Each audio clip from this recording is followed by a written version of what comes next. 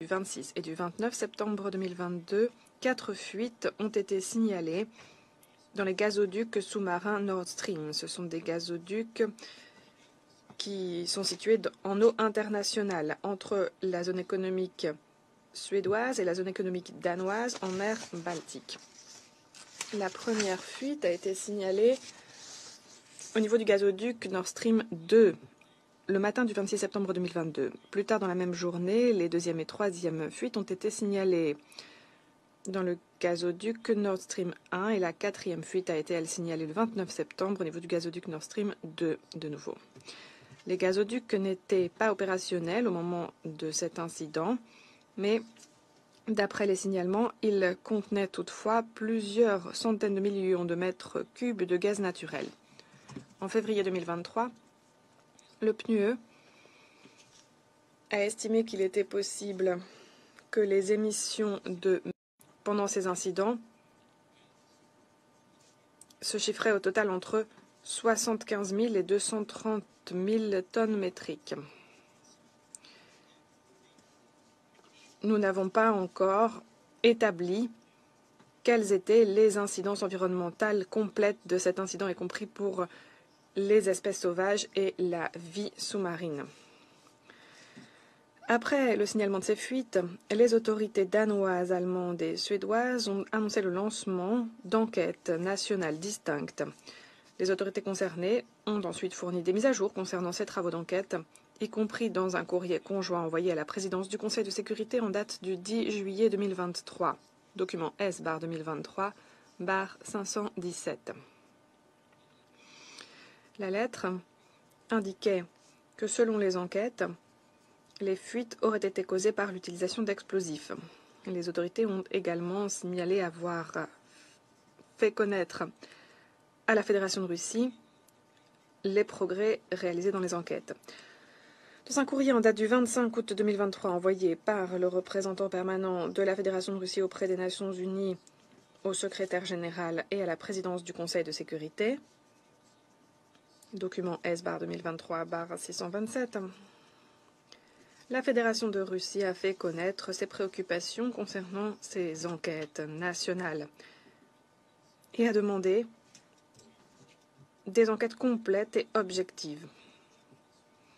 En février 2024, les autorités danoises et suédoises ont annoncé que leurs enquêtes respectives étaient conclues dans des courriers conjoints envoyés par les représentants permanents du Danemark, de l'Allemagne et de la Suède auprès des Nations Unies à la présidence du Conseil de sécurité. Courrier daté des 7 et 26 février 2024, code S-2024-149 et S-2024-189.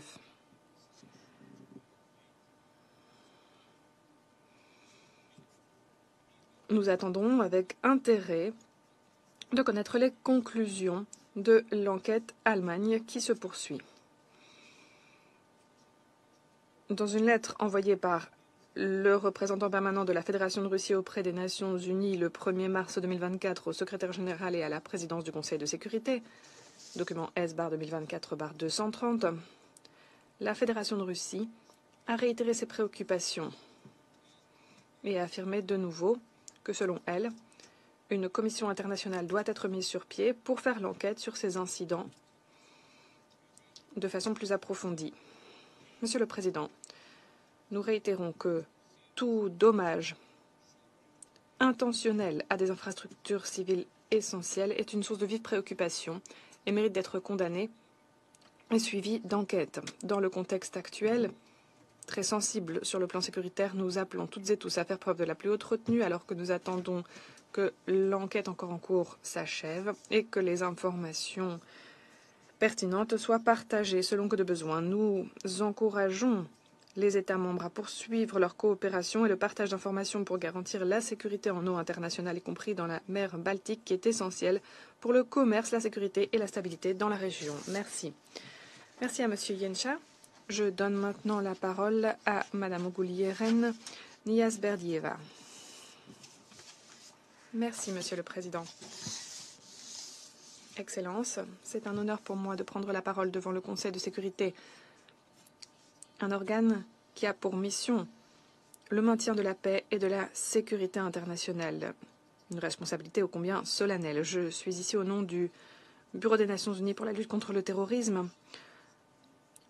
Ce conseil, en général, travaille sur la base du consensus et joue un rôle louable de chef de file en matière de lutte contre le terrorisme. Ces résolutions ont consolidé les efforts globaux de lutte contre le terrorisme, encouragé à la coopération, au partage d'informations, au renforcement des capacités, la défaite territoriale de Daesh, la réduction de la présence d'Al-Qaïda et le déclin du nombre de victimes causées par des attentats terroristes ces 10 dernières années sont la preuve des efforts collectifs de la communauté internationale contre ce fléau. Et le rôle de chef de file du Conseil de sécurité a été crucial dans ces efforts. Le Conseil et l'Assemblée générale ont affirmé à plusieurs reprises que le respect du droit international, y compris le droit international des droits de la personne et le droit international humanitaire, représente le socle de notre combat contre le terrorisme. Le Bureau de lutte contre le terrorisme, qui a vu le jour en 2017, prête main forte aux États membres pour les aider à mettre en œuvre la stratégie antiterroriste mondiale et ses résolutions d'examen.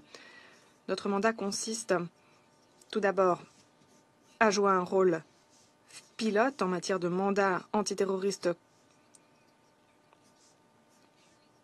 confié au secrétaire général par l'Assemblée générale. Ensuite, à améliorer la coordination et la cohérence au sein de toute l'architecture de lutte contre le terrorisme, notamment à travers la coordination du pacte mondial de lutte contre le terrorisme. Ensuite, renforcer les capacités des États membres et leur prêter assistance, améliorer la visibilité, le plaidoyer, la mobilisation de ressources dans les efforts de lutte contre le terrorisme. Et enfin, veiller à ce que la lutte antiterroriste se voit accorder le bon degré de priorité au sein de tout le système des Nations Unies.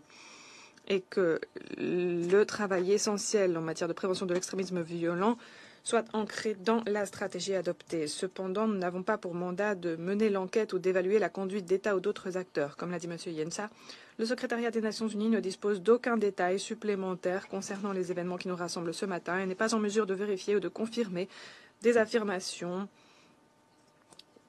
faites par le passé concernant ces incidents. En dépit des progrès dont j'ai parlé, la menace du terrorisme persiste, Monsieur le Président. Le huitième examen de la stratégie ainsi que le document politique du secrétaire général sur le nouveau programme pour la paix souligne le besoin de continuer de consentir des efforts collectifs à travers une approche exhaustive pour vaincre le fléau du terrorisme. Nous restons déterminés à donner un nouveau souffle au multilatéralisme et à appuyer les États membres pour bâtir un monde à l'abri du terrorisme en prenant pour boussole la Charte des Nations Unies et le droit international. Merci. Merci. Je donne maintenant la parole à M. Larry Johnson. Thank you, Mr. President. Merci, Monsieur le Président. Mes compliments aux membres du Conseil de sécurité. Je m'appelle Larry Johnson et je suis ici pour m'exprimer en appui au souhait de la Fédération de Russie, c'est-à-dire que le Conseil de sécurité des Nations Unies mène une enquête transparente et complète pour faire la lumière sur le sabotage du gazoduc Nord Stream en septembre 2022. Je suis venu en couvrant moi-même les dépenses liées à ma comparution devant le Conseil de sécurité. Et les commentaires que je vais vous livrer sont les miens. Mon objectif est simple. Je veux proposer des mesures pour percer le mystère de l'origine de l'attaque contre le gazoduc, pour de cette façon contribuer à apaiser les tensions découlant de cette attaque sans précédent. Je crois être en mesure d'apporter un point de vue unique sur cette question, car j'ai de l'expérience dans le domaine du renseignement. J'ai travaillé au sein du CIA, ainsi qu'au Bureau de lutte contre le terrorisme du département d'État. J'ai également travaillé à la rédaction et à l'exécution de plus de 200 missions de lutte contre le terrorisme pour les forces spéciales de l'armée américaine en tant que contractant. Et j'ai travaillé également à des enquêtes couronnées de succès pour faire la lumière sur des cas de blanchiment d'argent, affaires internationales, avec l'entreprise Berg Associates. J'ai notamment travaillé à une enquête couronnée de succès au nom de l'Union européenne et des gouverneurs de Colombie. J'aimerais commencer par évoquer l'ancien président Harry Truman. Je crois que je suis le seul ici à avoir grandi à Independence, dans le Missouri, et à avoir été à l'école en face de là où habitait à l'époque M. Truman. J'ai eu le privilège de le rencontrer brièvement un matin en septembre 1970, alors qu'il se rendait à la bibliothèque présidentielle accompagné par un seul garde du corps.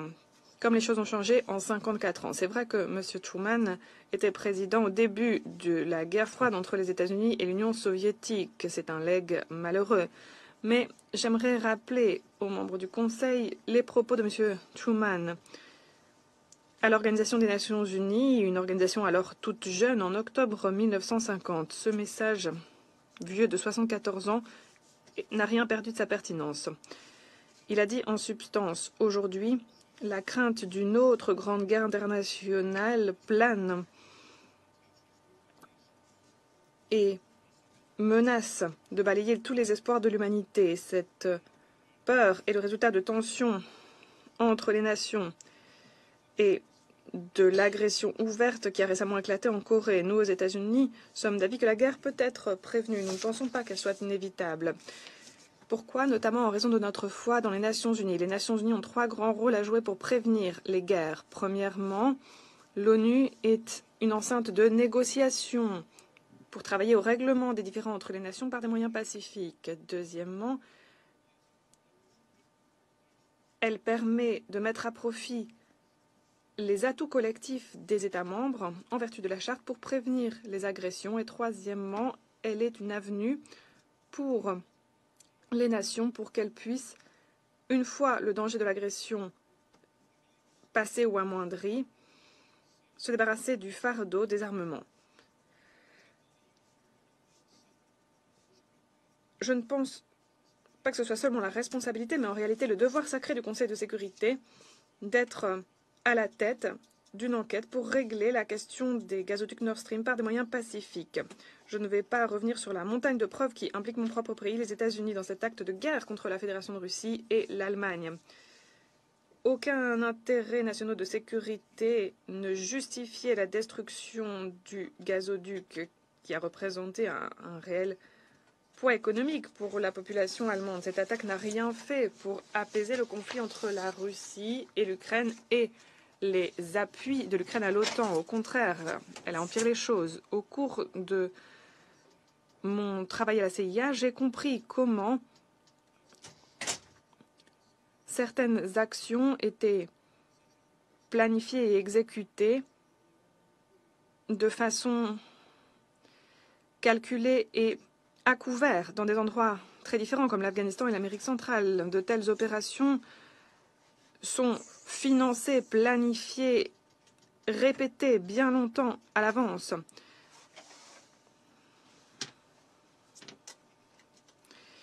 Et la description par Seymour Hersh des actions à couvert des États-Unis contre le gazoduc Nord Stream est conforme aux connaissances que j'ai acquises au cours de mon travail à l'agence à la fin des années 80. Lorsque j'ai commencé à travailler pour l'ambassadeur Maurice Busby au bureau de lutte contre le terrorisme du département d'État, l'une de mes premières tâches était d'obtenir des autorisations pour les agents du FBI qui allaient faire l'enquête sur le bombardement du vol Panam 103 qui s'était écrasé en Écosse en décembre 1988. L'une des grandes leçons que j'ai tirées de cette expérience, c'est la différence entre des enquêtes pénales et des activités de renseignement. On a pris grand soin à cette époque de faire en sorte que les éléments de preuve rassemblés par le FBI n'allaient pas être contaminés ni endommagés par les activités de renseignement. C'est un équilibre délicat à garantir, mais l'ambassadeur Busby a veillé à ce que le FBI d'un côté et la CIA de l'autre restent dans leurs fonctions. Et c'est peut-être l'enseignement le plus important de tous. La façon dont l'ambassadeur Busby a dirigé les enquêtes de façon professionnelle et mûre est essentielle pour que les enquêtes soient couronnées de succès dans les cas d'opérations internationales complexes, comme celle débouchant sur les attaques contre le Panam 103 et le gazoduc Nord Stream. Les inculpations au pénal contre les 2 personnes impliquées dans le bombardement du vol Panam sont intervenues en 1991, novembre 1991, mais les éléments de preuve qui ont permis de percer le mystère étaient entre nous en mars 1990, 15 mois après le crash du Panama 103 et 20 mois avant les inculpations au pénal.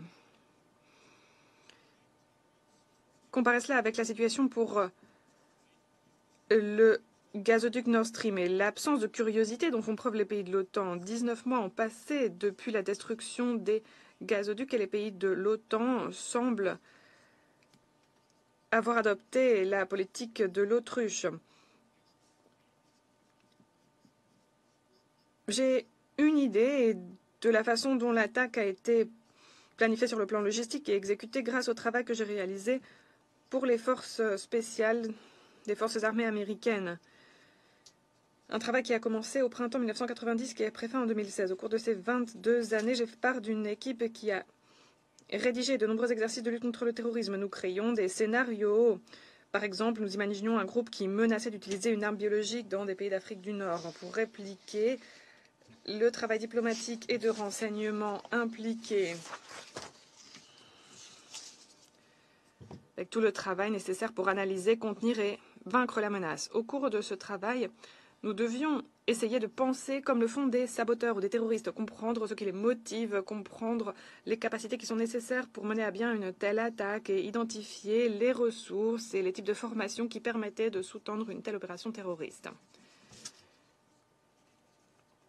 4 ans après le début de mon travail de consultant pour l'armée américaine, j'ai travaillé également avec Berg Associates. J'ai lancé l'entreprise Berg Associates. Deux de mes partenaires travaillaient autrefois pour la DEA. Et l'un de nos premiers travaux consistait à mener l'enquête sur une affaire de blanchiment d'argent.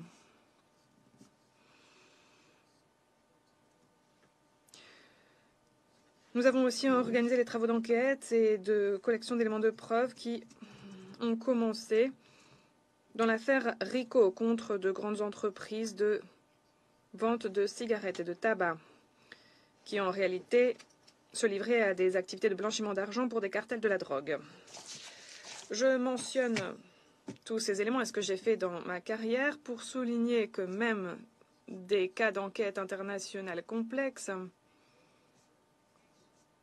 même lorsque nous n'avions pas accès aux documents top secret, nous avions pu rassembler des éléments de preuve en quantité très importante, des éléments admissibles devant des tribunaux pénaux aux États-Unis. Le monde est petit. Les liens entre certaines organisations criminelles, les grandes entreprises internationales, les institutions financières et les organisations de renseignement ne relèvent pas de la conspiration. Ces liens sont réels et on parle là de centaines de milliards de dollars. Mon expérience m'a rendu absolument convaincu qu'une enquête correctement financée, réalisée par des professionnels, permet de trouver des éléments de preuve. Il est possible de prouver, sans l'ombre d'un doute raisonnable, qui est coupable du bombardement du gazoduc Nord Stream. Les pays rassemblés ici ont un avantage dans une telle enquête par rapport aux enquêteurs privés. Vous pouvez avoir accès aux signaux satellites, aux informations obtenues grâce au renseignement. Vous avez des données dans des bases de données. Des données relatives, par exemple, au mouvement de bateaux, au transfert d'argent. Vous pouvez rassembler toutes ces données avec les éléments de preuve plus conventionnels pour identifier qui a commandé et exécuté le bombardement du gazoduc Nord Stream. Et je le dis avec certitude.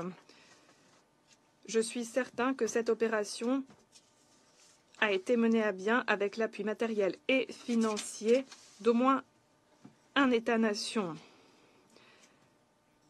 Il existe des éléments écrits, sans doute classés top secret, et dont l'accès est très limité, mais il peut aussi y avoir des éléments de preuve en dehors de ces dossiers classés secrets qui peuvent faire la lumière sur les événements. Mon message aujourd'hui est simple. Il faut suivre l'argent, demander à qui profite le crime. Je crois que le refus de mener une enquête minutieuse et approfondie est une tâche pour la réputation du Conseil de sécurité. En guise de conclusion, je reviens au message du président Truman. Vous avez le pouvoir d'être une avenue de négociation pour le règlement des différends entre les nations par des moyens pacifiques. Mais ces négociations doivent avoir lieu. Je vais maintenant m'interrompre. Je donne la parole à la Fédération de Russie. Nous remercions M. Yensa et Mme Niasberdieva de leurs exposés et nous sommes reconnaissants à l'observateur politique américain Larry Johnson de son exposé édifiant. M. Johnson, qui a une vaste expérience dans le domaine de la lutte contre le terrorisme, notamment dans les structures d'État des États-Unis, a pu démontrer de manière très claire à quel point sont absurdes et insensées toute tentative des autorités américaines et de leurs alliés de fermer les yeux et d'essayer de détourner l'attention de la communauté internationale de l'acte terroriste commis contre les gazoducs Nord Stream. Même les citoyens américains eux-mêmes ont de la peine à cacher leur indignation face à de tels actes de Washington. Monsieur le Président, plus d'1 an et demi s'est écoulé depuis l'explosion des 2 canaux du gazoduc Nord Stream en mer Baltique. Le Conseil de sécurité a depuis lors abordé cette situation près de 10 fois, en séance publique comme en séance privée. Tous les membres du Conseil ont condamné la destruction délibérée de cette installation majeure transfrontalière de transport sous-marin de gaz. Cet événement, cela ne fait aucun doute, constituait une menace directe contre la paix et la sécurité internationale. L'utilisation d'engins explosifs contre un gazoduc sous-marin d'une valeur de près de 17 milliards de dollars américains a entraîné des dégâts critiques, entraînant des conséquences écologiques graves et créant un danger évident pour la navigation dans cette partie de la mer Baltique. Vu la gravité de ce crime, beaucoup de nos collègues du Conseil de sécurité comptaient sur les résultats d'enquêtes nationales lancées immédiatement après cet acte terroriste par l'Allemagne, le Danemark et la Suède. Nous avons tout de suite fait part de notre scepticisme à cet égard, à cause du refus de Berlin, de Copenhague et de Stockholm de coopérer avec la Russie, une partie pourtant intéressée. Nos doutes ont été renforcés après que ces pays ont fermement refusé d'intervenir face au Conseil de sécurité pour évoquer leur travail, se contentant de diffuser des lettres creuses, vagues. Mais leurs alliés du Conseil de sécurité, face à cela, ont préféré fermer les yeux, appelant les autres membres du Conseil à en faire de même. Laissez donc ces 3 pays travailler sans aucune pression. Laissez-les présenter des résultats concrets, disait-il. Par ailleurs, on répétait comme un mantra qu'il faisait pleinement confiance aux autorités de ces pays et était convaincu de l'efficacité des enquêtes mises en œuvre.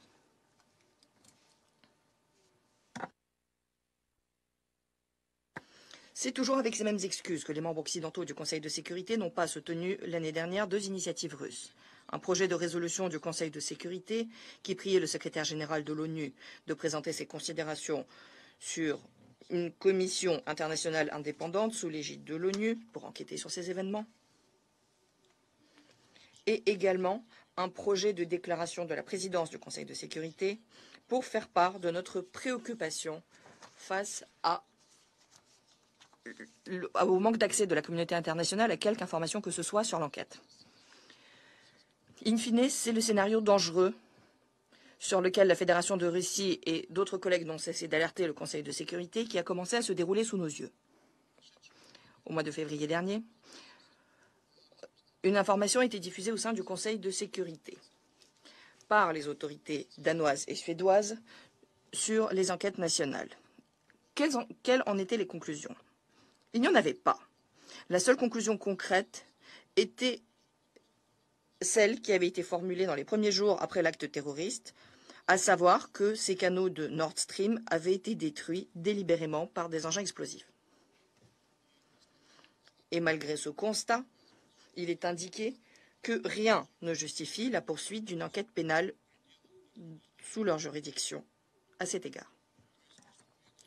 Il y a donc un crime, mais chercher les coupables et leur demander des comptes, ça, on ne le fera pas.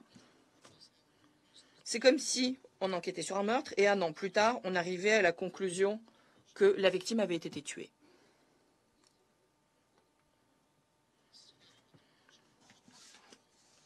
C'est un scénario qui relève du théâtre de l'absurde.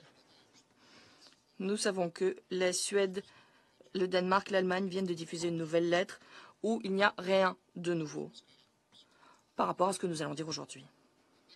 Néanmoins, les membres occidentaux du Conseil de sécurité ne semblent guère gênés par des situations peu acceptables et ces conclusions fort peu convaincantes de leurs alliés. Nouvel acte de cette pièce absurde, le sabotage franc des pourparlers autour du projet de déclaration présidentielle du Conseil de sécurité à cet égard, que nous avons fait ce mois. Cela aurait permis de donner notre avis sur la situation qui s'est mise en place après la destruction de Nord Stream, et ce, après les enquêtes danoises et suédoises. En tant qu'auteur honnête, nous avons essayé de proposer un projet équilibré. Au cours de tout le processus des pourparlers, l'un des arguments principaux d'une série de membres du Conseil était qu'il était trop tôt et prématuré de qualifier cet incident sur les canaux Nord Stream d'acte terroriste. Nous avons été frappés de constater que les pays occidentaux ont vraiment cherché à éviter toute mention de la nature terroriste de ces événements, même ce qui était fondé sur les dispositions d'un instrument international auquel ils sont partis, à savoir la Convention internationale sur la lutte contre le terrorisme de 1997. Nous voudrions donc savoir, assez logiquement, comment nos collègues occidentaux voudraient-ils qualifier cela, si ce n'est d'actes terroristes. Il semble que cette épithète, ce qualificatif, découle de leurs interventions au Conseil. Mais ce n'est pas tout. Nos collègues occidentaux, malgré les faits et la logique la plus élémentaire qui soit, ont essayé de proposer un projet d'ode à Copenhague et Stockholm pour leurs enquêtes soi-disant efficaces et impartiales. Ceux-là même qui, en un an, donc je le rappelle, ont pu conclure que le gazoduc avait subi une explosion. En même temps, suivant une logique que nous ne parvenons pas à comprendre, ils ont essayé de retirer du texte toute formulation mentionnant des efforts hypothétiques, collectifs, pour comprendre ce qui s'était passé après la fin des enquêtes évoquées.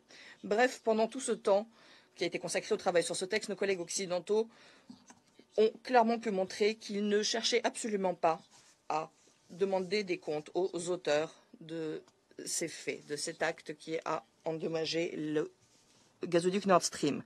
Nous ne voyons pas d'autre solution ici.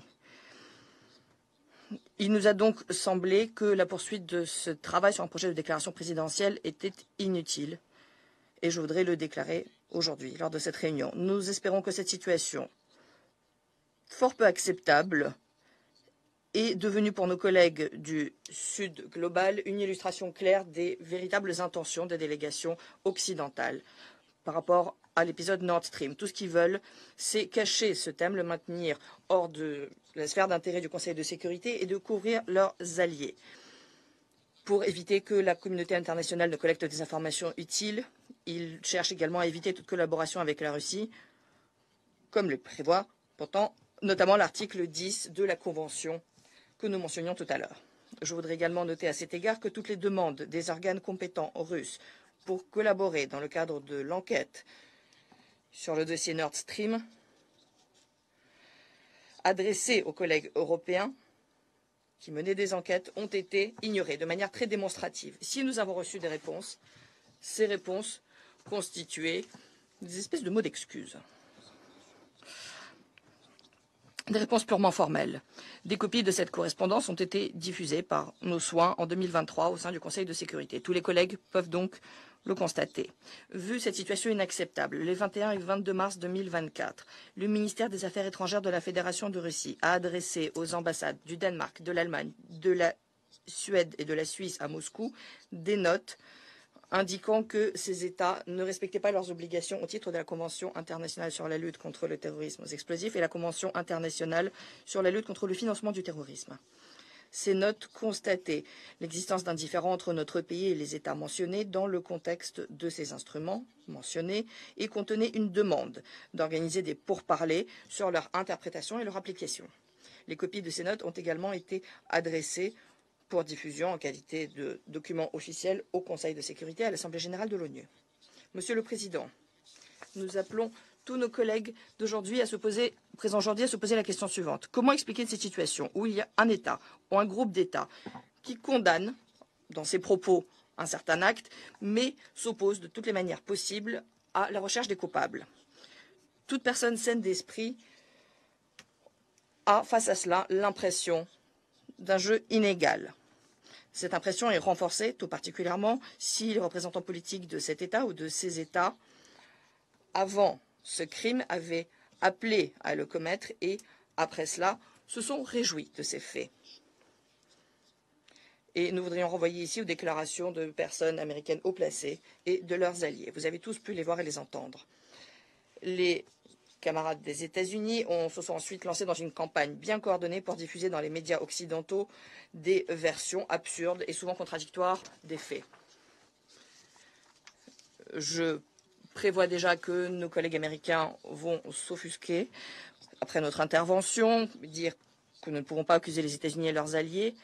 Mais comment alors expliquer tout ce qui se passe? Comment expliquer les appels de vos dirigeants, le sabotage démonstratif de l'enquête internationale?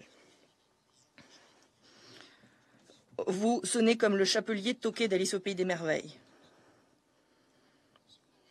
Vous n'avez pas forcément l'air ici d'agir en tant que membre responsable permanent du Conseil de sécurité. Il est très symptomatique que le discours absurde de l'establishment politique et des médias occidentaux est rejoint par le secteur privé. Les assurances Lloyd's of London et Arch Insurance refusent à l'opérateur des gazoducs Nord Stream AG des compensations liées au fait que Nord Stream aurait souffert d'actes militaires. Nous voudrions savoir quel conflit militaire a donc lieu autour de l'île Bornholm, dans la zone économique exclusive du Danemark et de la Suède. Est-ce que ces États eux-mêmes sont au courant? Les assureurs tirent eux-mêmes la conclusion que le gazoduc a été endommagé aux explosifs suite à des installations d'engins explosifs de manière délibérée et dans un acte malveillant pour des motifs politiques, confirmant ainsi la nature terroriste de ces faits. Monsieur le Président, nous n'avons aucun doute quant au fait que, au cours de la réunion d'aujourd'hui, nos collègues continueront à louer d'une manière aussi peu concluante l'activité des autorités danoises et suédoises qui ont perdu pour rien 1 an et demi et à défendre également l'enquête allemande qui n'a rien donné non plus. Ils continueront à évoquer la valeur ajoutée l'absence de valeur ajoutée d'une enquête internationale. Leurs objectifs sont clairs. Ils espèrent que la communauté internationale oubliera cet acte terroriste. Mais il y a une chose que nous n'oublierons pas, c'est sûr. Si le discours des pays occidentaux avait déjà l'air peu convaincant auparavant, alors aujourd'hui, leurs arguments ne peuvent tout simplement plus être pris au sérieux. Nous n'avons aucun doute quant au fait que beaucoup d'États membres le comprennent. Surtout que nous voyons tous parfaitement que lorsqu'ils le veulent, les États-Unis et leurs alliés ne traînent pas les pieds pour enquêter. Il suffit de repenser au gazoduc Baltic Connector reliant la Finlande et l'Estonie qui a été endommagé, ainsi qu'un câble de communication endommagé, donc tous deux le 8 octobre 2023. Les conclusions intermédiaires de l'enquête ont été publiées 10 jours plus tard. Un autre exemple plus récent. Sans disposer de quelques données que ce soit sur l'acte terroriste dans la région de Moscou, dans le centre Crocus City Hall, il y a un mois, il a fallu à peine 24 heures aux États-Unis et à leurs alliés pour conclure, malgré les faits objectifs qui existaient, que le régime de Kiev n'y était pour rien. Et ils essayaient, et essayent toujours, de nous faire croire que ce serait de la faute de l'EIL, que cet acte aurait été commis par l'État islamique. N'est-ce pas miraculeux? D'un côté, on y arrive, et de l'autre côté, avec Nord Stream, non seulement on n'y arrive pas, mais on empêche les autres de le faire. Est-ce que Washington se rend compte de l'absurdité de la chose? Ou est-ce qu'ils prennent vraiment les représentants du reste du monde pour des imbéciles? Quoi qu'il en soit, nous soulignons encore une fois que la Fédération de Russie et les autres États qui veulent avoir une approche constructive ne vous laisseront pas noyer le poisson à ce sujet, puisque le Danemark et la Suède ont déjà indiqué qu'ils ne feraient rien, et l'Allemagne ne communique rien sur son enquête, alors il doit être évident que seule la coopération internationale permettra d'établir les faits. Si nous ne parvenons pas à empêcher de noyer le poisson ici, nous vivrons tous dans un monde sans règles, sans légalité, où des actes terroristes font des victimes, endommagent des infrastructures transnationales. Je voudrais vous assurer que des comptes seront demandés aux coupables. Notre pays continuera à mobiliser à cette fin tous les instruments existants. Nous appelons tous les États sains d'esprit et n'ayant aucun lien avec cet acte terroriste contre Nord Stream à soutenir nos efforts et à envoyer ensemble un signal fort et clair sur le fait que les attaques terroristes contre des infrastructures de type gazoduc transfrontaliers sous-marins sont inacceptables. L'ordre fondé sur des règles, nous devons lui opposer le droit international. Merci beaucoup. Je remercie la Fédération de recherche. Je donne la parole au Mozambique. Merci, Monsieur le Président. Nous remercions la présidence maltaise d'avoir convoqué cette séance ô combien importante. Nous remercions les intervenants. Monsieur Miroslav Jenča, sous-secrétaire général, Madame Ogullieren Niasberdiyeva et Monsieur Larry Johnson. Monsieur le Président,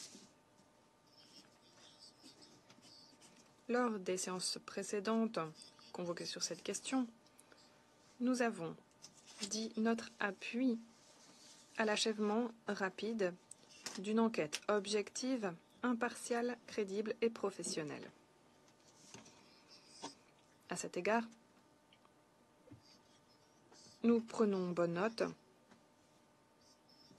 des informations envoyées par le Danemark et la Suède, selon lesquelles ces pays ont achevé leurs enquêtes dans l'affaire Nord Stream.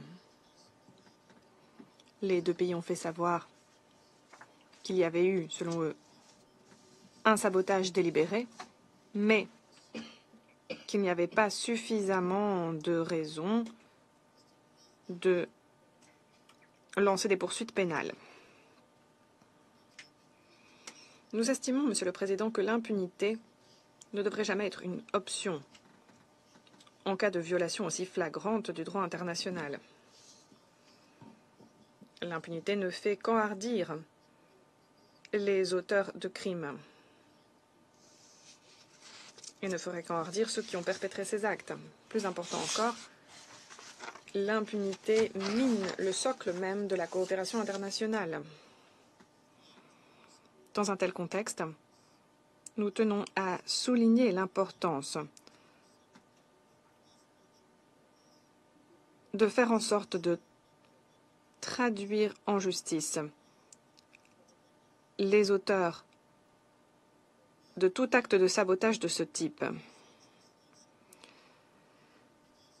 Nous pensons que lorsque de tels incidents adviennent, il est impératif de mener une enquête approfondie et de lancer les poursuites et les mesures juridiques appropriées.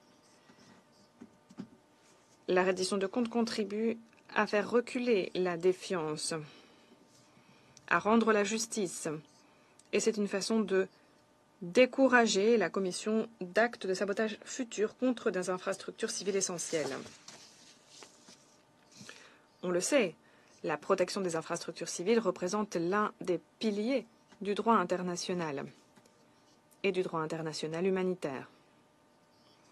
C'est un principe qui doit être scrupuleusement respecté et défendu par toutes et tous en tout temps.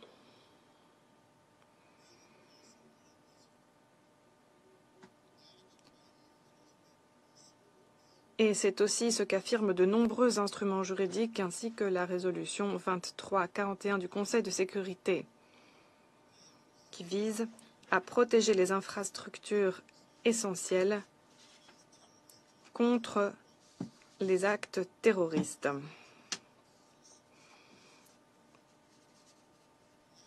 Et ce n'est qu'un instrument parmi d'autres. Des pans entiers de l'économie internationale moderne et la colonne vertébrale de notre vie quotidienne aujourd'hui dépendent en grande mesure d'infrastructures qui sont transfrontalières, implantées dans différents pays, continents, juridictions. Ce sont ces infrastructures qui garantissent la fourniture de services essentiels et de ressources essentielles. C'est pourquoi nous pensons qu'il est absolument fondamental de parvenir à des conclusions pour faire la lumière sur ces actes très graves et déterminer les coupables. Merci. Merci. Je donne la parole à l'Algérie. Thank you, Mr. President.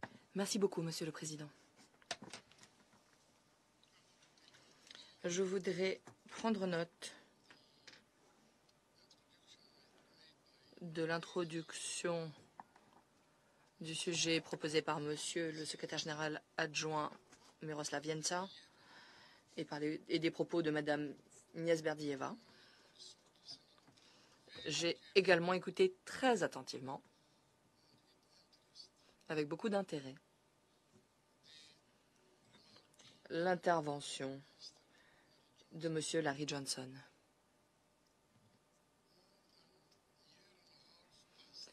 Plus d'une année et demie s'est écoulée depuis que des acteurs qui n'ont pas encore été identifiés,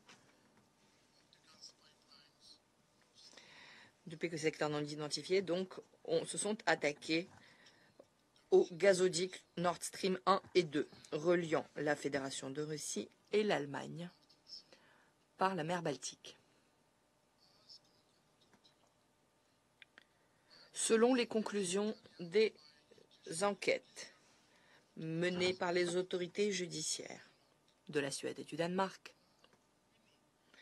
nous savons à présent que les explosions sur et les dégâts causés aux deux gazoducs en question ont été causés par un sabotage délibéré. Point. Cet incident délibéré est une source de grave préoccupation pour l'Algérie, et ce pour de nombreuses raisons. Premièrement, la destruction physique d'une infrastructure énergétique critique est inacceptable, absolument inacceptable, et constitue un acte grave, avec des conséquences graves, constituant une menace contre la paix et la sécurité internationale. Deuxièmement, pour l'Algérie, la sécurité des infrastructures énergétiques est essentielle. Mon pays est connecté à et approvisionne l'Europe via 3 gazoducs. Ces gazoducs sont vitaux pour des millions de personnes, aussi bien en Europe qu'en Algérie. Troisièmement, mon pays a également l'intention, en coopération avec le Nigeria, d'entreprendre la construction d'un nouveau gazoduc transsaharien, attendu depuis longtemps, reliant nos deux pays. Dans ce contexte, et pour prévenir ce type d'attaque à l'avenir, je voudrais souligner les points suivants. Premièrement, l'Algérie prend note des informations fournies au Conseil de sécurité par la Suède, le Danemark et l'Allemagne au sujet de leurs enquêtes nationales. À cet égard, je voudrais dire que nous soutenons l'enquête allemande en cours et tout effort entrepris au niveau international. Tout effort, en particulier s'il est entrepris sous les auspices des Nations Unies et qui permettrait d'en savoir davantage sur ces attaques. Cet incident ne peut pas être relégués à un statut où les seuls qui enquêteraient à ce sujet seraient des historiens ou des journalistes. Il est particulièrement important de découvrir, comme cela a été proposé par M. Johnson, la réalité des faits liés à ces actes. Cela inclut de découvrir leurs auteurs et les motivations de ces derniers. Les auteurs de ces actes, actes dont la nature délibérée a été confirmée, ne doivent pas échapper à leur juste punition. Et je suis d'accord, Monsieur Johnson, quant au manque de curiosité d'organisations importantes chargées de la sécurité de la région. Je suis d'accord avec lui.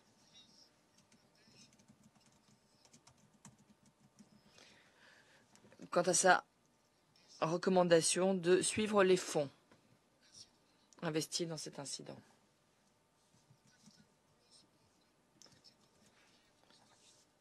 Protéger des infrastructures énergétiques transfrontalières cruciales, vu l'interdépendance croissante entre les pays. Cela est absolument essentiel pour garantir la sécurité et la sûreté de la génération d'énergie, de sa transmission et de sa distribution.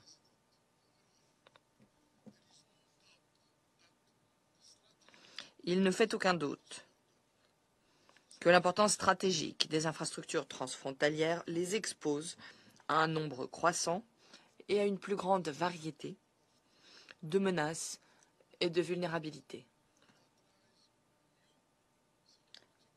engendrant de nouvelles préoccupations sécuritaires.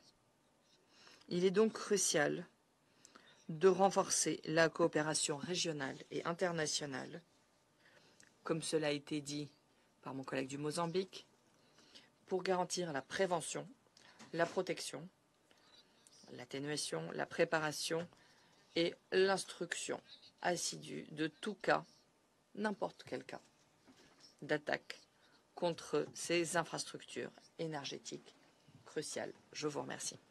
Merci beaucoup. Je remercie le représentant de l'Algérie de sa déclaration et je donne la parole au Guyana. Monsieur le Président, je voudrais remercier Monsieur le Secrétaire général, le sous-secrétaire général Miroslav Yencha et Madame Niasberdieva de leur contribution. Je prends note de la contribution de Monsieur Johnson à notre discussion d'aujourd'hui. Tout d'abord, je voudrais faire inscrire au procès verbal que le Guyana condamne fermement toutes les attaques contre des infrastructures critiques. Vu toutes les indications qui nous sont parvenues, le fait que les 2 gazoducs Nord Stream ont été endommagés il y a 2 ans était dû à des explosions délibérées et puissantes. Nous prenons note du fait que si les gazoducs n'étaient pas opérationnels à ce moment-là, les explosions ont entraîné la fuite de méthane qui a créé un risque majeur d'un point de vue toxicologique et écologique pour la vie marine en mer Baltique.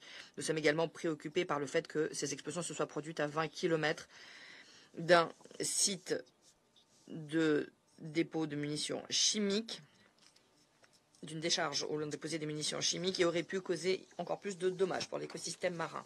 Le Guyana condamne ces attaques et appelle à enquêter sur ces incidents. Nous en appelons notamment une réponse proactive des États baltes voisins. Nous les remercions de tenir l'ONU au courant du progrès de leurs enquêtes respectives et nous prenons note que les 2 pays ont depuis interrompu leurs enquêtes. Nous avons également pris note de l'enquête toujours en cours en Allemagne et nous attendons avec intérêt ces constatations. Nous espérons que les auteurs de cet acte illégal seront rapidement découverts et qu'on leur demandera des comptes. Merci. Je remercie la représentante du Guyana de sa déclaration et je donne maintenant la parole à la Slovénie. Merci beaucoup. Merci, Monsieur le Président. Je voudrais remercier également Monsieur le sous-secrétaire général Yencha et Madame Niasberdieva de leur contribution et de leurs idées. Et je prends note également de la déclaration de Monsieur Johnson. Monsieur le Président, les infrastructures civiles critiques doivent être protégées à tout moment. peu importe s'il s'agit d'un hôpital à Gaza, d'une centrale énergétique en Ukraine ou de gazoducs oléoducs en mer Baltique. La Slovénie est préoccupée par différents cas de dégâts causés à des infrastructures sous-marines qui se sont produits récemment, y compris la coupure de câbles de communication sous-marins en mer Rouge au début du mois de mars ou les dégâts causés au gazoduc Baltic Connector en octobre dernier. La Slovénie condamne l'acte de sabotage du gazoduc Nord Stream, des gazoducs Nord Stream en septembre 2022. Nous sommes particulièrement préoccupés par les effets environnementaux de cet incident, car cela semble correspondre à la plus grande libération de méthane jamais enregistrée. La Slovénie remercie les pays qui ont enquêté sur cet acte de sabotage de leur transparence et nous prenons note du fait que le Danemark et la Suède ont conclu leurs enquêtes nationales sur cet incident conformément aux principes fondamentaux de l'état de droit. En même temps, nous prenons note de l'instruction qui se poursuit en Allemagne sous la houlette de ces autorités. Nous avons toute confiance dans le fait que l'Allemagne et ses enquêteurs continueront à déployer tous les efforts possibles pour une enquête complète et impartiale sur les circonstances de cet incident pour connaître le fin mot de ce problème. La Slovénie reste prête à les soutenir. Nous tenons prêts à soutenir la sécurité des infrastructures sous-marines, dont le gazoduc Nord Stream. Nous soutiendrons toute initiative qui sera conforme au principe de l'état de droit et qui permettra de soutenir les enquêtes en cours. Merci. Je remercie le représentant de la Slovénie de sa déclaration et je donne la parole au Japon. Merci, Monsieur le Président. Je remercie le sous-secrétaire général Yencha, Madame Nazbardieva et les autres intervenants de leurs exposés. Inutile de le dire, l'énergie est un pilier fondamental de la vie moderne et un approvisionnement constant en gaz naturel est essentiel.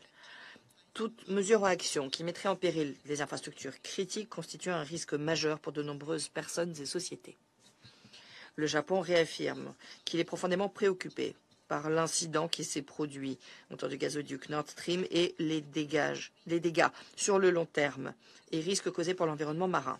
Le Conseil de sécurité a la responsabilité de répondre aux problèmes constituant une menace contre la paix et la sécurité internationale. Pour s'acquitter de ses fonctions, le Conseil doit pouvoir observer les faits avant d'agir. Nous prenons note du fait que les enquêtes menées par le Danemark et la Suède ont pris fin. Nous ne devrions pas choisir la spéculation en l'absence d'informations objectives. À cet égard, nous espérons sincèrement que l'enquête nationale, toujours en cours en Allemagne, sera achevée aussitôt que possible et que les résultats seront présentés au Conseil de sécurité immédiatement après. Je vous remercie. Je remercie le représentant du Japon de sa déclaration et je donne maintenant la parole à la France. Monsieur le Président, la Russie a demandé une nouvelle fois la tenue d'une réunion sur Nord Stream, alors qu'aucun développement n'est intervenu depuis les dernières consultations que nous avons tenues sur le sujet le 14 mars. On est en droit de s'étonner du zèle qu'elle déploie sur ce dossier et de la vive préoccupation qu'elle entretient quant à l'atteinte qui a été faite contre une infrastructure énergétique. Je rappelle que pendant ce temps, la Russie continue de cibler systématiquement les infrastructures ukrainiennes, leur infligeant de terribles dommages. Lors des dernières frappes, la Russie a détruit ou endommagé 7 centrales thermiques, 3 centrales de production combinées de chaleur et d'électricité, 2 centrales hydroélectriques et 17 transformateurs électriques. La situation est particulièrement dégradée à Kharkiv, deuxième ville du pays avec 1,3 million d'habitants. Il est clair que la Russie cherche à détourner l'attention de ce Conseil et de la communauté internationale. Notre évaluation concernant les explosions qui ont endommagé les gazoducs Nord Stream 1 et 2 en septembre 2022 demeure inchangée. Ces événements sont graves et ils doivent être pris au sérieux. Des enquêtes ont été diligentées par l'Allemagne, par le Danemark et par la Suède. Nous n'avons jamais eu aucune raison de douter du sérieux de ces procédures. Ces pays ont par ailleurs régulièrement informé le Conseil de sécurité avec les lettres du 29 septembre 2022, 21 février et 10 juillet 2023 et 9 et 26 février 2024. Je tiens à les remercier de la lettre adressée aujourd'hui à la présidence de ce Conseil qui présente leurs derniers échanges avec la Fédération de Russie. Après avoir conduit des enquêtes approfondies et complexes, incluant un examen complet du site des explosions, les procureurs suédois et danois ont décidé de clore leurs enquêtes respectives les 6 et 26 février dernier, au motif qu'ils n'avaient pas de juridiction. Les enquêtes ont en effet établi que le sabotage n'était pas dirigé contre les intérêts suédois ou danois. Les explosions étant survenues dans les eaux internationales, les justices suédoises et danoises n'étaient donc pas fondées à poursuivre les enquêtes. La justice allemande, en laquelle nous avons toute confiance, poursuit quant à elle son enquête. Il est impératif que celle-ci soit conduite à son terme, sans interférence politique et sans préjudice de son résultat. Il est peut-être utile de rappeler une nouvelle fois à la Russie que les enquêtes nationales, qu'il s'agisse des 2 enquêtes conclues ou de l'enquête en cours, sont conduites conformément aux principes fondamentaux de l'État de droit. Les autorités judiciaires allemandes, suédoises et danoises sont indépendantes. La France regrette que la Russie n'ait pas modifié son projet de déclaration présidentielle, en dépit des amendements convergents soumis par un nombre important de membres de ce Conseil. La nature de la qualification utilisée nécessite la présence de certains faits, des faits qui n'ont toujours pas été établis. L'invitation à cette réunion de l'ONU-CT atteste également du fait que la Russie préjuge du résultat de l'enquête et fait fi du mandat des institutions onusiennes. Je vous remercie. Je remercie le représentant de la France et je donne la parole à la République de Corée. Merci, Monsieur le Président. Pour commencer, j'aimerais remercier le sous-secrétaire général, Monsieur Genka, ainsi que Madame Niasberdieva pour leurs exposés respectifs. Je prends note également des remarques de Monsieur Johnson. Les exposés réalisés aujourd'hui n'ont pas livré d'éléments nouveaux par rapport à notre dernière séance de consultation officieuse sur l'incident Nord Stream. C'est pourquoi ma délégation répète sa position de principe sur cette question. Tout d'abord, la République de Corée dit sa plus ferme opposition à tout acte de sabotage ou toute attaque aveugle contre des infrastructures essentielles, risquant d'interrompre l'approvisionnement en énergie ou autres services essentiels pour les populations ordinaires. À cet égard, nous soulignons l'importance qu'il y a à traduire en justice tous les auteurs de tels actes afin de prévenir tout acte similaire à l'avenir. Deuxièmement, nous appuyons pleinement les enquêtes nationales lancées par le Danemark, la Suède et l'Allemagne pour faire la lumière sur les cas de sabotage délibéré contre les gazoducs Nord Stream 1 et 2. Des enquêtes réalisées en étroite coopération internationale. Nous nous félicitons également des informations concernant cette affaire envoyées par ces pays au Conseil de sécurité. Dans le même esprit, nous respectons la décision prise récemment par les autorités à la fois suédoises et danoises de faire cesser les enquêtes sur la base de leurs conclusions et conformément à leur droit national. En outre, nous nous disons pleinement confiants de voir les autorités allemandes terminer leurs enquêtes de façon indépendante et impartiale. Nous attendons avec intérêt des informations ultérieures après conclusion de l'enquête. Troisièmement, ma délégation souligne que toute politisation de cette affaire, toute spéculation entrave la découverte de la vérité et la reddition de comptes. Nous sommes préoccupés de constater que la communauté internationale reste le témoin d'accusations qui restent brandies en l'absence d'éléments concrets. À cet égard, la République de Corée souligne qu'il est vital que le Conseil de sécurité appuie sans faiblir l'enquête nationale réalisée par l'Allemagne, sans exiger de date butoir ou préjuger de la conclusion de cette enquête. Merci. Merci. Je donne maintenant la parole aux États-Unis. Merci, Monsieur le Président, et merci au sous-secrétaire général, Monsieur Genka, ainsi qu'à Madame Niasberdieva pour leurs exposés. En guise d'introduction, je voudrais donc commencer par dire que les États-Unis condamnent l'acte de sabotage contre le gazoduc Nord Stream et insiste sur l'importance de la reddition de comptes, mais je vais être clair, cette séance du Conseil de sécurité, comme celles qui l'ont précédée, n'ont pas été convoquées pour défendre la reddition de comptes. Non, la Russie convoque des séances pour semer la désinformation et discréditer les enquêtes en cours. Difficile de suivre les dernières accusations en date brandies par la Fédération de Russie, mais il reste une constante. La Russie se dépeint en victime. Nous saluons la fin des enquêtes suédoises et danoises. Nous prenons note du fait que l'enquête allemande se poursuit. Nous l'avons dit à de nombreuses reprises par le passé. Ces enquêtes nationales réalisées par des autorités compétentes doivent pouvoir suivre leur cours sans ingérence étrangère. Nous restons confiants vis-à-vis de l'indépendance et de la rigueur de l'enquête allemande et nous nous opposons fermement à toute tentative visant à préjuger de ces efforts. La Russie affirme poursuivre de nobles objectifs, la justice, la protection des infrastructures essentielles, mais dans le même souffle, la Russie,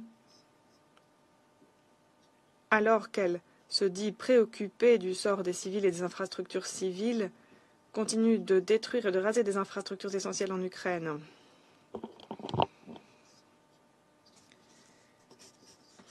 Et empêche au HCDH plutôt d'avoir accès au territoire ukrainien contrôlé par la Russie. La Russie veut ou affirme vouloir que la vérité soit établie, que les faits soient établis, mais on voit bien l'hypocrisie de la Fédération de Russie alors qu'elle continue également de s'opposer au travail du groupe d'experts du comité 17-18 sur la RPDC. Merci. Merci, je donne maintenant la parole à la Chine. Merci, Monsieur le Président. Je remercie nos trois intervenants pour leurs exposés. Plus de 18 mois ont passé depuis l'explosion endommageant les gazoducs Nord Stream. Des enquêtes ont été réalisées pendant plus d'un an par la Suède et le Danemark qui ont annoncé tous deux avoir achevé ces enquêtes. Aucune information de fond n'a été mise à jour. Il n'y a pas eu de progrès concret ni de conclusion claire à l'issue de ces enquêtes. Cela ne fait qu'entraîner davantage de spéculation et de doute au sein de la communauté internationale.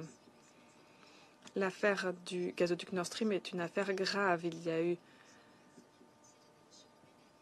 là dommage à des infrastructures essentielles. De nombreux membres du Conseil, y compris la Chine, depuis ont appelé à ce qu'une enquête objective, impartiale et professionnelle soit menée à bien pour établir les faits le plus rapidement possible et traduire en justice les auteurs de ces actes pour empêcher que des incidents similaires ne se reproduisent. Après l'incident, les membres du Conseil se sont rassemblés pour débattre de la question de savoir si des enquêtes internationales devaient être diligentées ou si des enquêtes nationales devaient être menées. À l'époque, de nombreux membres ont dit que l'Allemagne, la Suède et le Danemark devaient avoir le temps de conduire leurs propres enquêtes à l'échelle nationale. Cependant, après plus d'un an, la vérité n'a pas été établie et les informations proposées ne sont que bien maigres. Étant donné la situation, on ne peut s'empêcher de soupçonner des desseins cachés derrière cette opposition à une enquête internationale. Nous déplorons là la perte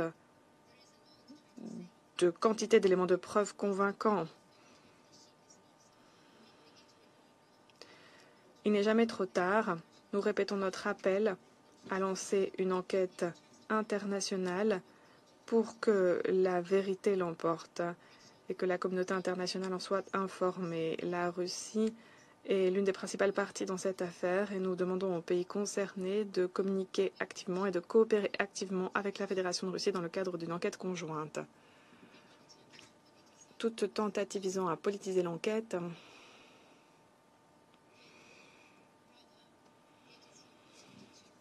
ou plutôt il importe d'éviter les politiques de deux poids deux mesures sur cette question. au sein de la communauté internationale et encore plus au sein du Conseil. La Russie a distribué un projet de déclaration présidentielle qui décrit les points de façon objective. Ce sont des éléments clairs et concis. Nous espérons qu'il y aura un consensus, qu'il sera possible de trouver un accord rapidement sur ce projet pour que le Conseil puisse s'exprimer sur la question le plus rapidement possible. Merci. Merci à la Chine. Je donne maintenant la parole à l'Équateur. Merci, Monsieur le Président. Merci à nos invités pour les informations fournies. Depuis septembre 2022, l'Équateur a fait connaître sa préoccupation après les explosions qui ont endommagé les gazoducs sous-marins Nord Stream 1 et 2 dans la mer Baltique. L'enquête menée par le Danemark a établi que la destruction des gazoducs a été le résultat d'un acte de sabotage délibéré et qu'il n'existe pas de fondement suffisant pour poursuivre un processus d'enquête pénale dans la juridiction danoise. Dans la même veine, la Suède a achevé son enquête et a signalé qu'il n'y avait pas suffisamment de motifs pour poursuivre l'enquête.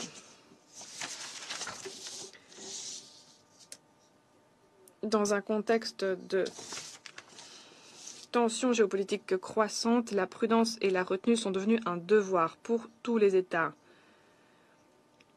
Nous attendons la conclusion des enquêtes nationales. Dans l'intervalle, toutes les parties impliquées doivent coopérer. Cette question, comme les autres questions sensibles, doivent être abordées dans le cadre d'un esprit de dialogue et de bonne foi. Nous continuerons de nous laisser guider par les informations officielles, y compris les informations transmises par la secrétaire générale adjointe Rosemary DiCarlo, qui nous a appelés à éviter toute mesure ou action qui pourrait entraver la recherche de la vérité. Nous le répétons, rien ne peut justifier les attaques visant des infrastructures civiles essentielles, y compris dans le secteur énergétique.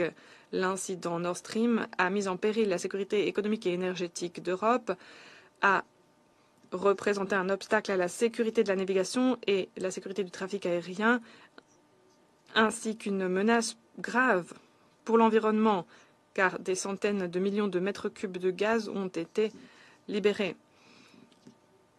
Dans ces circonstances, nous répétons que nous condamnons ces actes et que nous attendons à présent la fin de la quête en Allemagne. Merci. Merci. La Sierra Leone a la parole. Merci, Monsieur le Président. Merci à nos trois intervenants pour leur contribution.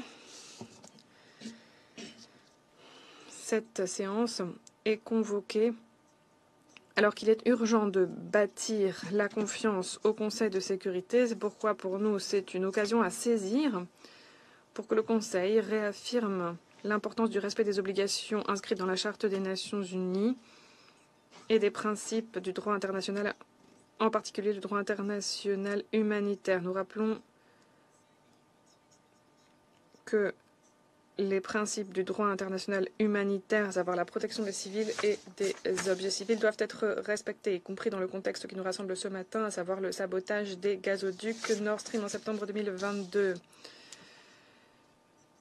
Nous condamnons tous les actes de sabotage visant des infrastructures civiles. Pour ce qui est de l'incident des gazoducs Nord Stream, nous notons que des enquêtes ont été menées par le Danemark et la Suède, achevées en février de cette année, sans pouvoir attribuer la responsabilité à l'une ou l'autre partie, car il a été établi qu'il n'y avait pas suffisamment de fondements pour lancer une enquête pénale. L'enquête en Allemagne se poursuit. Nous pensons qu'un processus fondé sur les faits, crédible, inclusif, transparent, avec une issue impartiale, permettra d'apporter la clarté si nécessaire dans cette affaire et de garantir la reddition de comptes. Nous voyons de plus en plus à quel point le système international aujourd'hui est interconnecté et interdépendant. Cela souligne plus que jamais le rôle charnière d'un système multilatéral consolidé, accordant la primauté à la diplomatie, à la coopération et au respect du droit international. Dans de telles circonstances, nous appelons les États membres à continuer de bâtir des liens de confiance. Et dans le cas qui nous occupe, nous appelons les membres du Conseil à continuer de se baser sur des pratiques acceptées par toutes et tous pour que des enquêtes aient lieu afin d'établir les faits. Nous sommes préoccupés par l'escalade des attaques visant des infrastructures énergétiques, des infrastructures civiles et essentielles. Dans le cadre de différents conflits en cours, nous appelons à la retenue et au respect du droit international. Nous appuyons l'appel lancé à des enquêtes indépendantes, impartiales et transparentes pour établir les faits, attribuer les responsabilités et garantir la reddition de comptes. Nous appelons à conclure rapidement les enquêtes nationales encore en cours concernant les gazoducs pipeline, les gazoducs Nord Stream, de façon propre à bâtir des liens de confiance. Nous appelons à choisir la construction et la coopération. Merci. Je donne la parole à la Suisse. Chef du bureau du secrétaire général adjoint pour leur exposé. Je prends note de l'intervention de M. Johnson. Nous nous sommes exprimés à plusieurs reprises à ce sujet lors des discussions dans le passé. Permettez-moi de répéter les éléments saillants de nos interventions précédentes. La Suisse reste préoccupée par les actes de sabotage présumés contre les gazoducs Nord Stream 1 et 2 en septembre 2022 qui avaient entraîné des fuites de gaz considérables. La Suisse condamne tout acte de sabotage contre les infrastructures critiques, y compris les infrastructures énergétiques. De tels actes peuvent entraîner des conséquences néfastes sur l'approvisionnement de la population, l'économie et l'environnement. Nous saluons le fait que des informations sur les enquêtes menées par le Danemark, l'Allemagne et la Suède aient été fournies régulièrement. Nous notons que l'enquête nationale en Allemagne se poursuit et nous sommes dans l'attente de sa conclusion. Nous avons en effet reçu une demande de la part de la Russie en lien avec les conventions internationales pour la répression des attentats terroristes à l'explosif et de la répression du financement du terrorisme, et nous avons répondu par écrit que cette demande était en cours d'examen. Je vous remercie. Je remercie la représentante de la Suisse et je donne maintenant la parole au Royaume-Uni. Merci, Monsieur le Président, et merci à nos invités. Je serai concis, car ce n'est pas la première fois que nous procédons à ce débat ici en salle du Conseil. Comme nous l'avons dit à de nombreuses reprises, le Royaume-Uni condamne sans équivoque tous les actes de sabotage visant des infrastructures nationales essentielles. Nous prenons les actes de sabotage des gazoducs Nord Stream très au sérieux. J'aimerais dire 3 choses rapidement sur la façon dont le Conseil peut au mieux gérer cette question. Tout d'abord, nous restons convaincus que la meilleure façon d'établir ce qui s'est produit et qui est responsable pour les membres du Conseil, c'est d'appuyer l'enquête allemande en cours. Nous savons qu'elle prendra du temps car c'est une enquête très complexe et nous sommes tout à fait confiants, nous sommes certains qu'elle est menée de façon impartiale, intègre, transparente et conforme à l'état de droit. Nous ne pensons pas qu'il soit idéal pour le Conseil de sécurité de passer son temps à essayer de préjuger de l'issue de cette enquête, dicter la façon dont elle doit s'achever ou essayer de politiser la question. Nous devons éviter les spéculations inutiles. Deuxièmement, je saisis cette occasion pour remercier toutes les personnes impliquées dans les enquêtes nationales menées à bien par le Danemark et la Suède. Nous nous félicitons des mises à jour envoyées au Conseil au mois de février pour décrire les conclusions de ces enquêtes. Nous respectons la décision prise d'achever les enquêtes dans ces pays. Troisièmement, nous notons que la Russie continue de convoquer des réunions du Conseil de sécurité sur cette question pour condamner avec beaucoup d'énergie les attaques visant des infrastructures nationales essentielles. Et pourtant, simultanément, la Russie s'en prend délibérément et systématiquement au système énergétique ukrainien et attaque ces infrastructures essentielles. Rien que ce mois-ci, la Russie a lancé 82 missiles et drones détruisant la centrale thermique de Tripilska, qui représentait l'une des installations de production d'énergie les plus importantes d'Ukraine, une infrastructure essentielle pour les zones de Kiev, Tcherkassy et Zhytomyr. C'est pourquoi nous appelons la Russie à passer des discours aux actes, à joindre l'acte à la parole et à mettre fin immédiatement à ces attaques et à mettre fin également à sa guerre d'agression illégale livrée à l'Ukraine. Merci. Merci. Je vais maintenant m'exprimer à titre national en tant que représentant de Malte. Je remercie nos invités pour leurs exposés. Nous avons pris note des propos de M. Johnson. Nous le remercions d'avoir partagé son point de vue. Nous avons dit à plusieurs reprises notre condamnation et notre préoccupation après le sabotage visant les gazoducs Nord Stream. Nous condamnons tout acte hostile contre des infrastructures civiles. De tels actes représentent une menace pour la sécurité énergétique en Europe, avec en outre des conséquences environnementales graves. Cependant, étant donné l'absence de toute nouvelle information pertinente, nous ne comprenons pas en quoi il est nécessaire de convoquer une autre séance du Conseil de sécurité. L'enquête allemande est encore en cours. Il va falloir du temps pour que toutes les informations transmises à l'Allemagne par les autorités suédoises et danoises soient traitées. Nous sommes absolument certains que l'enquête est réalisée de façon professionnelle et impartiale, conformément aux principes fondamentaux du droit international. À cet égard, le Conseil doit s'abstenir de toute mesure qui pourrait, d'une façon ou d'une autre, imposer des délais, miner les procédures en cours ou préjuger de leurs résultats. Il nous semble donc qu'il serait contre-productif à ce stade de lancer de nouvelles enquêtes. Et c'est vrai également des enquêtes danoises et suédoises. Ces deux procédures ont permis de conclure qu'il n'y avait pas de motif suffisant pour aller de l'avant. Les autorités danoises ont confirmé que les explosions représentaient un acte délibéré de sabotage. Cependant, étant donné que ces explosions avaient lieu en dehors des eaux territoriales du Danemark, les autorités ont déterminé qu'il n'y avait pas de motif suffisant pour poursuivre des enquêtes au pénal. Malte a travaillé de façon constructive sur ce dossier et nous continuerons de le faire. Mais toute initiative du Conseil doit reposer sur le plein respect des enquêtes nationales en cours. Il ne faut pas risquer de délégitimer ces enquêtes. Je reprends mes fonctions de président du Conseil. Le représentant de la Fédération de Russie a demandé la parole pour une nouvelle intervention. Vous avez la parole, monsieur. Merci, Monsieur le Président. Nous avons entendu des interventions de nos partenaires occidentaux et ces interventions ne nous ont pas étonnés, très honnêtement. Nous n'en attendions rien d'autre. Mais je voudrais attirer votre attention sur le fait que beaucoup de ces interventions reliaient le conflit en Ukraine et ce qui s'y passe au sabotage de Nord Stream. Et je voudrais que ces pays répondent à la question suivante. Vous reliez vraiment ces deux événements? Et je pense que cette réponse nous en dira long sur ce qui s'est passé avec Nord Stream. Je vous remercie. Merci à la Fédération de Russie.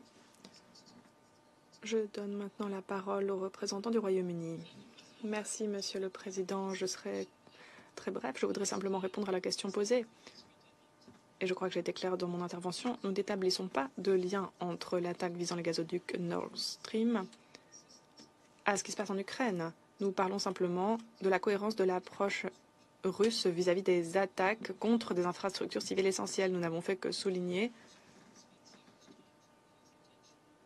que la Russie s'efforce d'attirer l'attention des membres du Conseil sur un acte de sabotage visant des infrastructures essentielles, alors que dans le même temps, la Russie, de façon systématique et aveugle, s'en prend elle-même aux infrastructures civiles essentielles en Ukraine. Donc nous pointons simplement un manque de cohérence dans l'approche russe. Nous ne disons pas que les deux éléments sont liés.